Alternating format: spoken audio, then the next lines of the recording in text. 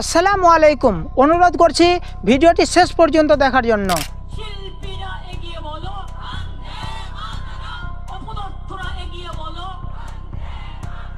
আচ্ছা, যারা শিল্পী অপদার্থ তারাই বন্দে মাতরম বলবে, আর যারা সাধারণ মানুষ, জ্ঞানী মানুষ, ভালো মানুষ তারা কি বলবে যদি একটু বলে দিতেন তো ভালো হতো।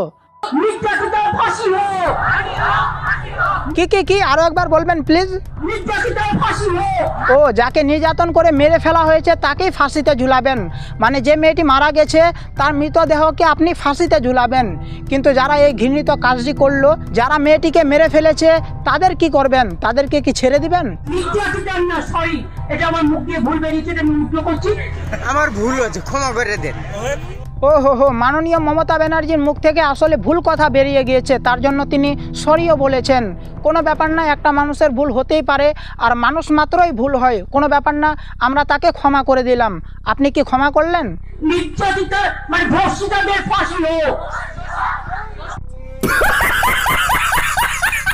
মানে কি, প্রথমে আপনি বললেন নির্যাতিতার ফাঁসি হোক, তারপর আপনি ভুল স্বীকার করলেন, ভুল স্বীকার করার পর আপনি আবার বলছেন ধর্ষিতাদের ফাঁসি হোক।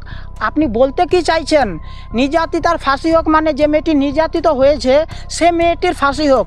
তারপর আপনি আবার বলছেন ধর্ষিতাদের ফাঁসি হোক, মানে যে মেয়েটি ধর্ষিত হয়েছে, যারা ধর্ষিত হয়েছে তাদের ফাঁসি হোক। আপনি বলতে চাইছেনটা কি?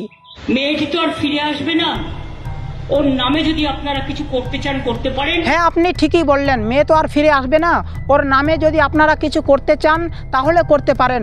হ্যাঁ, আমরা সেটাই করছি, আন্দোলন করছি, আর আন্দোলন করতেই থাকবো ততক্ষণ পর্যন্ত, যতক্ষণ পর্যন্ত দোষীরা না সাজা পেয়ে যায়, আমরা ন্যায় না পাচ্ছি, ততক্ষণ আন্দোলন আমরা করতেই থাকবো। যা টাকা লাগবে আমি দেব। হ্যাঁ, আমরা 10 লক্ষ টাকা তো দিতেই পারি পরিবারকে। আপনি যে 10 লক্ষ টাকা আরজিকর মেডিকেল হাসপাতালে যে মেয়েটিকে ধর্ষণ করা হয়, তারপর তাকে হত্যা করা হয়, তার পরিবারকে আপনি যে 10 লক্ষ টাকা দিতে চাইছেন, তো আপনি দিতে চাইলেই কি হবে? তার পরিবার কি নিতে চাচ্ছে না সেটা কি জেনেছেন? বন্ধুরা, মমতা ব্যানার্জি 10 লক্ষ টাকা মেয়েটির পরিবারকে দিতে চেয়েছিলেন, কিন্তু মেয়েটির বাবা কোনো টাকা পয়সা নিতে চায়নি। তিনি জাস্টিস চেয়েছেন, তিনি মমতার কাছে ন্যায় চেয়েছেন। মমতা ব্যানার্জি রাস্তায় নেমে মঞ্চে দাঁড়িয়ে ন্যায় চাইছেন, দোষীদের ফাঁসি চাইছেন, দোষীদের শাস্তি চাইছেন। সারা দেশ আপনার কাছে ন্যায় চাইছে, আর আপনি আবার কার কাছে ন্যায় চাইছেন? আপনার কাজ হলো জনগণের প্রশ্নের উত্তর দেওয়া। আপনি যদি অন্য কারো কাছে ন্যায় চান তাহলে আমরা কার কাছে ন্যায় চাইব? 14ই আগস্ট রাতে ন্যায়ের জন্য সাধারণ মানুষ থেকে নিয়ে ডাক্তার, ছাত্রছাত্রী সবাই আন্দোলন করছিল।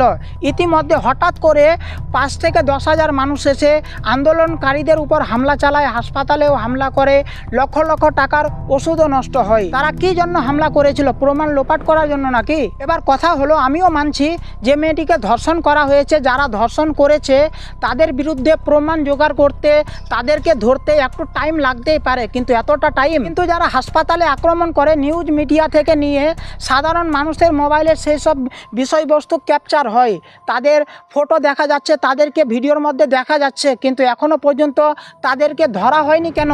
তারা কি জন্য হামলা করেছিল? আপনারা কি জানেন? ধর্ষক শাস্তির আন্দোলনে প্রোটেস্ট করা 43 জন প্রফেসরের ট্রান্সফার নোটিশ বেরিয়েছিল। তারা ভেবেছিল সবাই চুপচাপ মেনে নেবে, কেউ কোনো প্রতিবাদ করবে না। তারপর নিউজ মিডিয়া থেকে সোশ্যাল মিডিয়া, তারপর সব জায়গায় প্রতিবাদ শুরু হয়। তারপর ডাক্তারদের ট্রান্সফার বাতিল করতে বাধ্য হয়েছে।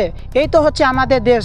কেউ সত্যের পথে চললে, সত্য কথা বললে তাকে সত্য কথা বলতে দেওয়া হয় না। কথা সত্য। বন্ধুরা, মমতা ব্যানার্জি যেসব ভুলভাল কথা বলেছেন, তিনি ভুলভাল কথা বলতে চাননি, কিন্তু তার মুখ থেকে ভুলভাল কথা বের হয়ে যায়।